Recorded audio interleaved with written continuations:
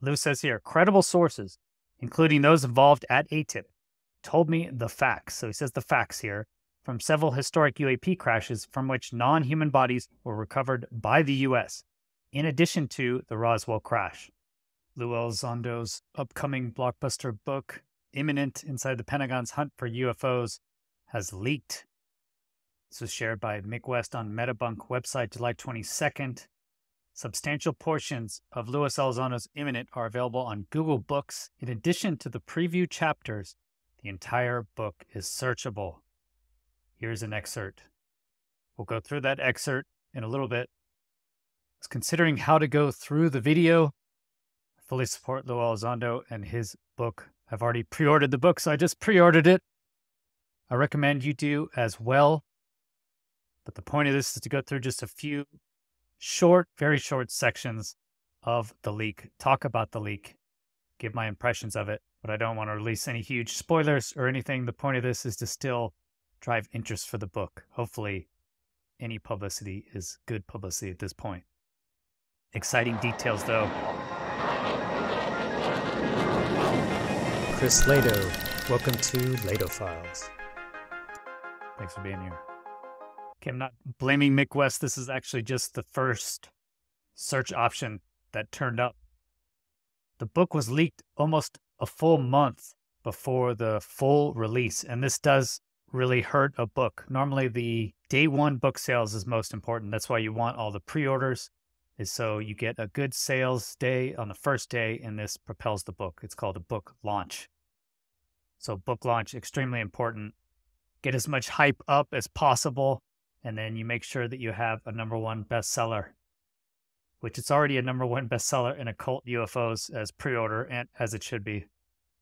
I honestly can't remember when a book was leaked before official release. Let me know if you guys know of any books in the comments. But this just seems like an obvious attack.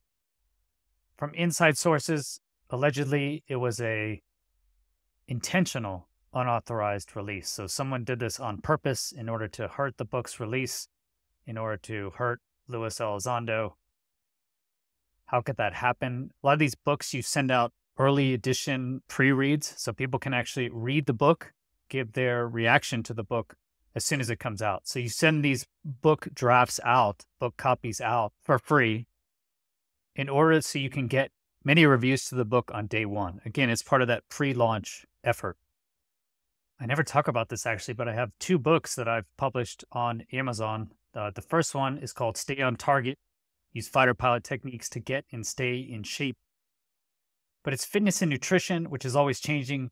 I'm not a nutritionist, etc., so I have to update it. Either way, I am proud of the book. Second book I wrote is called Military Millionaire, How You Can Retire a Millionaire and Live a Life of Wealth Using Special Military Investment Benefits. I didn't come up with that subtitle, okay. The point is really, how can you help young military members be financially independent? And can you do it through a military lifestyle? The point of the book is that you make it to $1 million net worth by the time you retire. And with a military pension now, you can live off that retirement. And I have actually done what I said I was going to do in the book. And so I think it did work. But again, I have to update it. I never talk about these. And the point is really, this book especially is for young military members, try and get them set up for life. Hopefully it has helped some people. But I can promise you it is just an amazing amount of work. You have to rewrite a book at least 4 times before it's worth anything, paying tons of money, tons of effort, and then just the fear of releasing all that personal information, right? Especially this type of book like Imminent is a nonfiction book. You're just opening yourself up for so many attacks. One of the scariest times ever is when I was publishing that first book, Stay on Target, because you're just giving away all your inner thoughts. It's pretty bad. And so it's already an amazing experience and a difficult experience releasing a book. It's just unfortunate that Lue's first book was released under these conditions, right? Leaked, fully leaked. So in that sense, I fully support Lue, and I hope to give just a few teasers from this to really lead to reading the full book. And I'll read the full book in its entirety when it comes out on the 20th of August. But here we'll just give a few short sections. It seems like it's not just limited to Lue.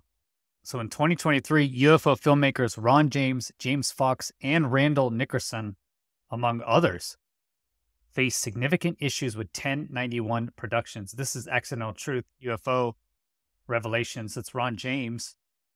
But you also have James Fox, The Phenomenon. Supposedly he's had serious issues, and I've heard opening litigation, as well as the aerial phenomenon. Randall Nicholson, again, had serious issues. I think they all go through 1091 Productions. They all suffered from inadequate promotional support and unmet contractual obligations, is what they're arguing. And it sounds like they are just not being paid. And 1091 Productions was acquired by Chicken Soup for the Soul Entertainment in 2022. However, Chicken Soup for the Soul Entertainment filed for Chapter 11 bankruptcy protection in June 2024. So just a few months ago. So sounds like those UFO filmmakers could be just completely screwed. This could just be highlighting broader challenges across the independent film industry, but it does seem like just another hit to any sort of UFO filmmakers or content creators out there. Okay, so let's get to a few highlights that I just screen captured as I was not going through the leak. Let's check this out. When researchers scrape away the human tissues, they find objects that resemble a technical device in size and shape, but without any circuitry whatsoever. So Lue is talking about implants here. I once handled one of these implants myself, provided to me by a hospital in the Department of Veterans Affairs, where it had been removed from a U.S. military service member who had encountered a UAP. So this is a U.S. military service member. The material, no longer or wider than a joint of one of your fingers, looked more like a microchip encapsulated by a slimy, semi-translucent casing of tissue. It looked very similar to mother of pearl. Under a microscope, it was still moving somehow. That's creepy. The doctor hypothesized that it had its own metabolism. UAPSociety had also obtained photographs of these sorts of tiny objects from living foreign military pilots. I thought that was interesting. From living foreign military pilots, they had photos of implants. Some of the specimens that had been removed from individuals were allegedly sent to various medical institutions, such as Centers for Disease Control and Prevention, Food and Drug Administration, etc. So some of the specimens were allegedly sent. So I thought this part was interesting. He basically goes into everything in the book, right? Consciousness, implants, the woo, nuts and bolts, all this stuff. So he says here, I once handled one of these implants myself. So he did handle one of the implants, and it came out of a U.S. military service member through the Department of Veterans Affairs. And that was someone who had encountered a UAP. So that was just an amazing story to me. He says here, the material looked more like a microchip encapsulated by a slimy, translucent casing of tissue. Similar to mother of pearl, and under a microscope, it was still moving somehow. So implants, yeah, very interesting. Seems like that would be one of our best cases of direct evidence, right? If you had one of these implants. So this would show that UAPSociety had a doctor who hypothesized it had its own metabolism, the implant, and analyzed it. So I thought that was an interesting tidbit. Okay, next little section. And again, the idea is, hopefully this isn't taken away from Lue's book. It's actually encouraging you to pre-order it and read it. Continues here. Either way, if UAP are still vulnerable to disruption by an EMP, we could, in theory, cause another crash intentionally to retrieve the craft. Thought this was really interesting, talking about how to take down these actual craft. And from my own just personal investigation, it seems like the craft operates somehow electromagnetically, right? They're using some sort of electrostatic or electric magnetic propulsion system, and an EMP basically knocks out all electric systems, right? It's just a huge pulse in the electromagnetic spectrum. Seems like one of the obvious ways to take one of these craft down, or at least to interfere with their propulsion systems. So Lue continues, but by now they may know that we know this. If we were ever to employ such a weapon against these craft, we worried that it would be seen as an act of war or provocation. But were the incursions of our most restricted airspace already an act of war or provocation? I thought this was an interesting paragraph by Lue, considering, okay, yeah, EMP could probably take them down or at least affect it And he says here, if UAP are still vulnerable to disruption by an EMP, so he has some data that they are vulnerable to EMPs, would it be an act of war to actually shoot one of these craft down, or provocation, as he says? But are they already provoking us through their incursions of our most restricted airspace? Is that already an act of war? Lue continues, all of these things weighed on my mind. If I were a lawyer arguing a case before a jury, I would have a ton of evidence to present. The witnesses, the videos, the performance characteristics, quantified by the analysts and then verified independently by the experts involved with ATIP. It all seemed to add up to an unassailable conclusion. Whatever it was, the threat was real. We still lacked a motive. What in the hell did they want from us? So another interesting paragraph here. He says they have tons of evidence that he's seen a case before a jury. He said, yeah, I could definitely prove the case. The witnesses, the videos, and the performance characteristics quantified by analysts and then verified independently by ATIP experts. So double verified. He says they have enough data, but they still don't know what it was. He just said there is a threat. Whatever it was, the threat was real. So Lue is assessing that there is a threat based on an unassailable conclusion, but no motive. And what did they want? Thought that was interesting. I saved this really because I thought it was just kind of funny, right? I'm not into tattoos, etc. But Lue says here, several members of ATIP had emblazoned meaningful images on their bodies that connected in some way to ATIP. Now it was my turn. So meaningful images on their bodies, and he says it's my turn. That's pretty badass, Mike said, but what's it mean? I could not say much beyond the fact that this image was to honor the team I worked with. Mike was used to my cryptic responses. I settled into the chair as he got to work. Needles danced along my skin, bringing to life the image of a hooded death's head impaled on a dagger. I laughed at that point, right? He's getting a hooded death's head impaled on a dagger inked into his skin. The slogan, Shadow Hunters, that phrase appeared just under the skull. Above the hooded figure in Latin, the words read, daring to seek the truth through the darkness, God willing. This is what got me. He says here, for the record, I never really liked tattoos. As he talks about getting a tattoo. Ironically, I had inked each tattoo on my body in honor of someone else. I include this section to show that, yeah, this seems legitimate. Seems like something Lue could write. And this is where you're releasing all of that personal information, right? Your personal information about how you get your tattoos, why you get them, the actual process, just you're sharing so much internal information. It's a terrifying experience. So it's just a bummer it happened this way. But it's going to be an amazing book. Next section. The book covers almost anything, right? So as he talks here, as one researcher argued, perhaps enhanced consciousness is a fundamental force of the universe. So it gets in here into remote viewing. The book goes into remote viewing, consciousness, etc. He continues, there are also experiments like the ones conducted at Laurentian University in Canada that fitted subjects with a so-called God helmet and demonstrated how easy it was to manipulate and alter human consciousness.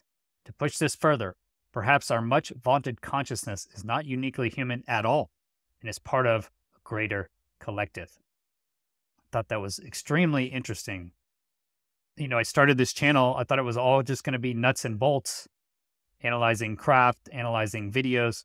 But what happens is you end up falling into the woo, right?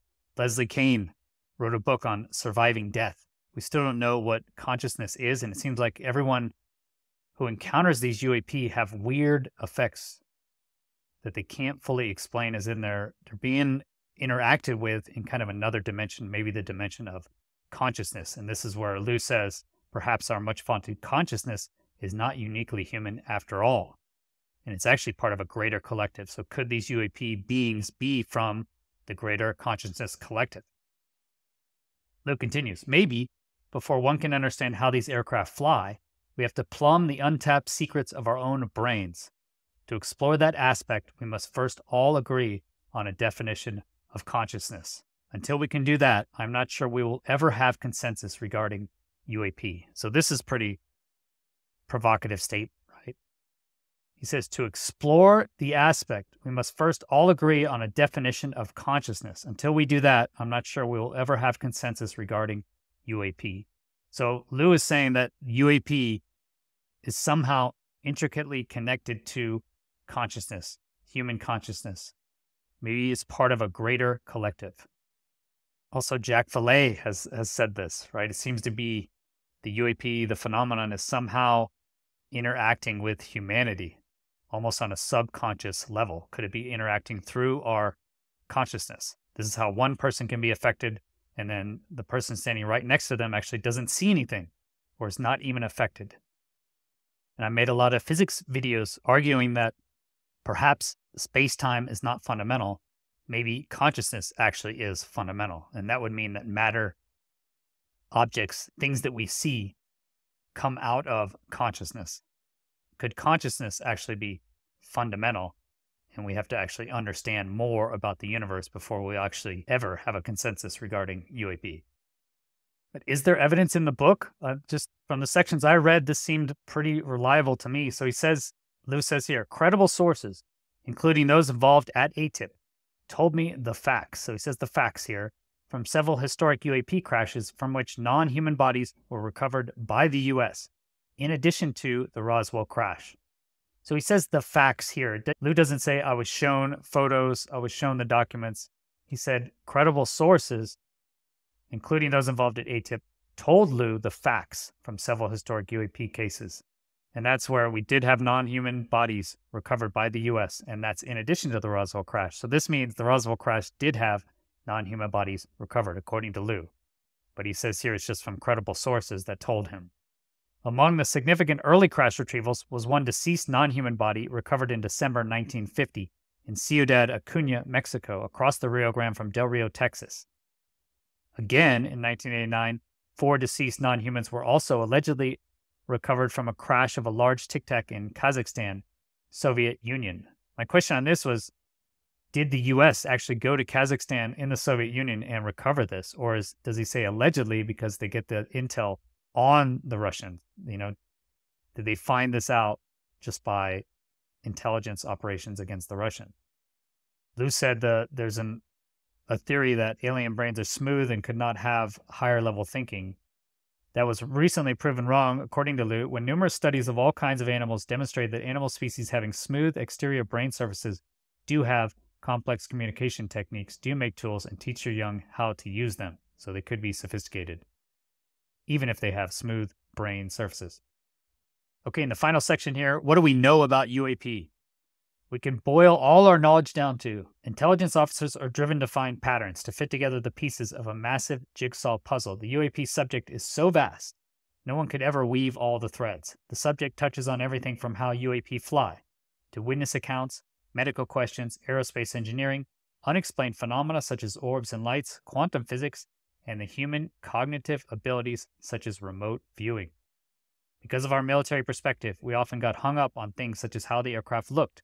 The shape of UAP is important and was significant to us cracking how they operated, but we also focused on their capabilities.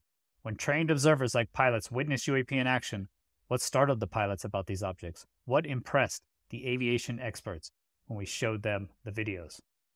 That is a good question. We'll leave it for the actual book. But as Lue says here, the subject does touch on so many different things, right? Witness accounts, the medical questions, biological effects, aerospace engineering, the orbs and lights, down to quantum physics, cosmology, and human cognitive abilities such as remote viewing leading into consciousness. It really hits on all of the things we don't really understand, right? We don't fully understand quantum physics. We don't fully understand cosmology. We don't fully understand consciousness. There's many things we don't understand, and this just highlights it. This is from what Mick shared.